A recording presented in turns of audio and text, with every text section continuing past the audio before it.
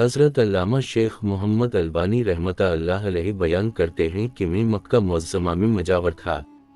ایک دن ایسا آیا کہ کھانے کے لیے کچھ نہ ملا اور میں بھوک سے نڈھال ہو گیا۔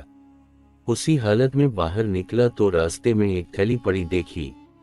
اٹھا کر دیکھا تو ریشمی تھیلی تھی اور ریشم کی ڈوری سے بندھی ہوئی تھی۔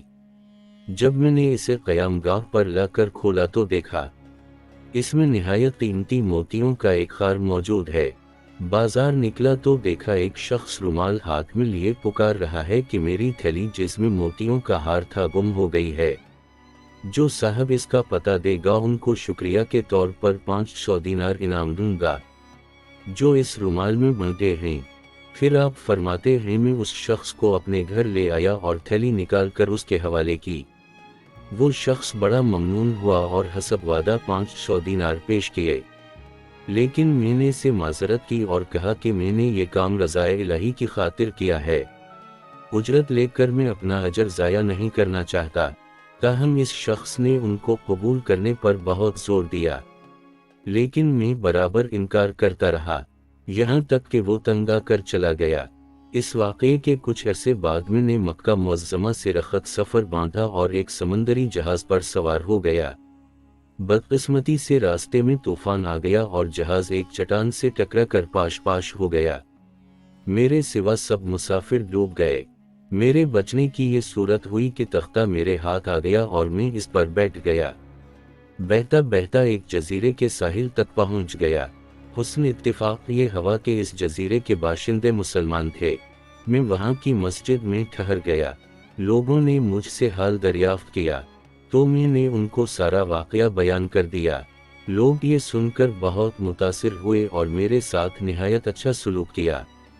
بہت سے لوگ مجھ سے قرآن کریم کی تعلیمات حاصل کرنے آنے لگے اور اپنے بچوں کو بھی قرآن کی تعلیمات کے لیے میرے پاس بھیجنے لگے۔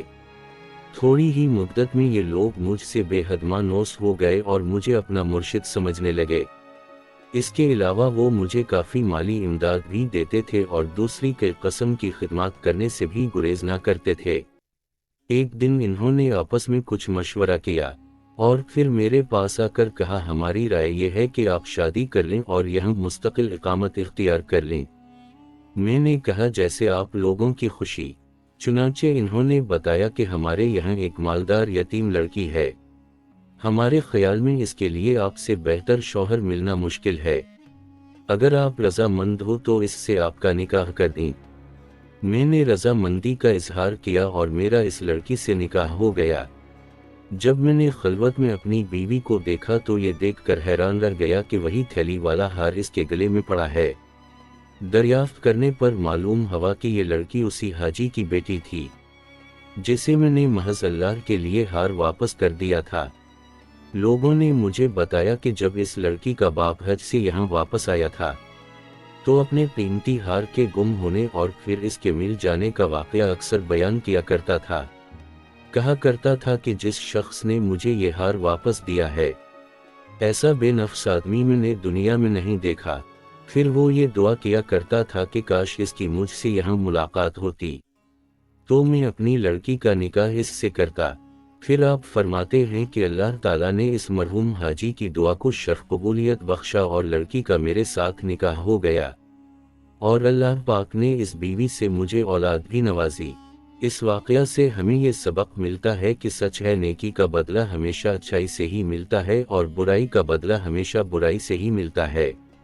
جیسا کہ اس واقعہ میں دیانت کا بدلہ کیسا عظیم ملا، اللہ تعالیٰ نے دنیا میں ہی دکھا دیا کہ جو امانت دار ہوگا اللہ تعالیٰ غیب سے اس کی مدد فرمائے گا۔ اللہ تعالیٰ ہمیں اس واقعے سے سبق حاصل کرنے کی توفیق عطا فرمائے، آمین۔